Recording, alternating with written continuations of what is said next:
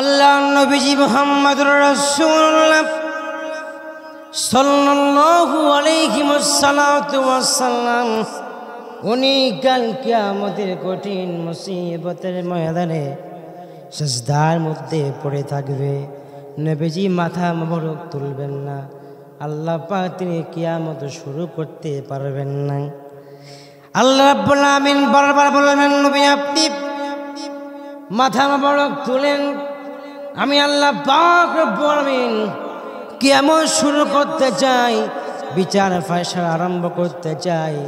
কিন্তু আল্লাহ নবীজি মুহাম্মদুর রাসূলুল্লাহ তিনি মাথা মোবারক তুলবেন না। আল্লাহ বলবেন, নবী হে বুঝতে পেরেছি আপনি কেন মাথা মোবারক তুলছেন না। ওগো নবীজি মুহাম্মদুর রাসূলুল্লাহ সাল্লাল্লাহু আলাইহি ওয়াসাল্লাম আমি আল্লাহ পাক রব্বুল আমিন আপনার 4 ভাগের 1 ভাগ উম্মতগুলোকে আমি আল্লাহ পাক রব্বুল আমিন মাপ বানিয়ে দিলাম। আল্লাহ নবীজি মুহাম্মদুর রাসূলুল্লাহ সাল্লাল্লাহু আলাইহি ওয়াসাল্লাম তাও তার মাথা মোবারক তুলবেন না। এক পর্যায়ে আল্লাহ পাক বুঝতে পারবেন নবী কেন তার মাথা মোবারক তুলছেন না। আল্লাহ পাক বলবেন, 2 নম্বরে নবীজি আমি আল্লাহ পাক আপনার 3 ভাগের 1/3 ভাগে আমি আল্লাহ পাক আপনার 1 ভাগ উম্মতকে মাফ করে দিলাম। বাকি আছে 2 ভাগ।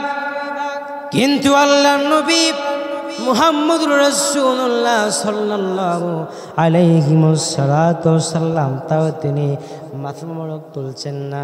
এমন অবস্থায় আল্লাহ নবীজি আল্লাহ পাক শেষবারের মতো বলবেন, ওগো নবীজি মুহাম্মদ সাল্লাল্লাহু আলাইহি ওয়াসাল্লাম চিন্তা করেন না, টেনশন করেন না, আমি আল্লাহ রাব্বুল আমিন আপনার সমস্ত উম্মতগুলোকে আমি আল্লাহ পাক 4 ভাগের 3.5 ভাগ উম্মতগুলোকে আমি আল্লাহ পাক মাপ বানিয়ে দিলাম।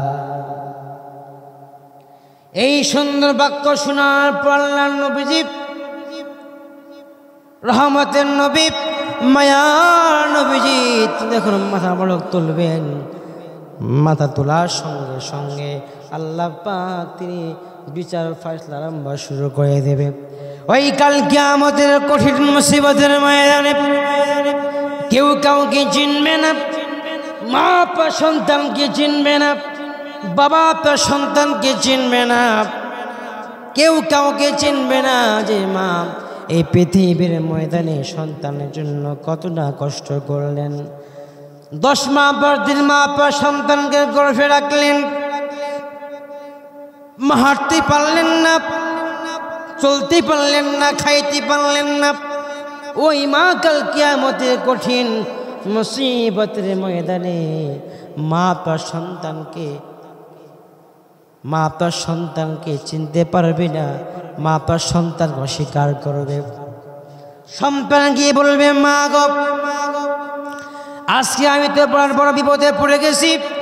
ও মা, সামান্যটুকু একটি আমলের জন্যে আজকে আমাকে আল্লাহ পাক পাকড়াও করে ফেলেছে। মা আপনি আমাকে একটা আমল দিয়ে সহযোগিতা করবেন। ঠিক ওই কিয়ামতের কঠিন মুসিবতের ময়দানে মা আপনার সন্তানকে সন্তান হলে, তুই আমার সন্তান না, আমি তোকে মানি না, আমি তোকে জন্ম দিইনি। ও বাবা, ও সন্তান দূরে হয়ে যা। অর্থাৎ কাল কিয়ামতের কঠিন মুসিবতের ময়দানে মা তার সন্তানকে পরিচয় দিবে না। কিন্তু কাল কিয়ামতের কঠিন মুসিবতের ময়দানে আমার নবীজি মুহাম্মদুর রাসূলুল্লাহ সাল্লাল্লাহু আলাইহি ওয়াসাল্লাম উম্মতগুলিকে কখনোই ভুলবে না।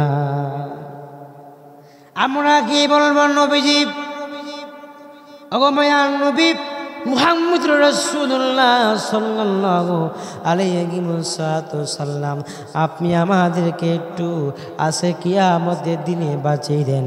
ওই কাল কিয়ামতের কঠিন মুসিবতের ময়দানে আমার নবীজি মুহাম্মদুর রাসূলুল্লাহ আমাদেরকে বুকে নিয়ে মোহাম্মত করে আমাদেরকে জান্নাত পর্যন্ত পৌঁছায় দিবে। সম্মানিত ভাইয়েরা, বন্ধুরা আমার,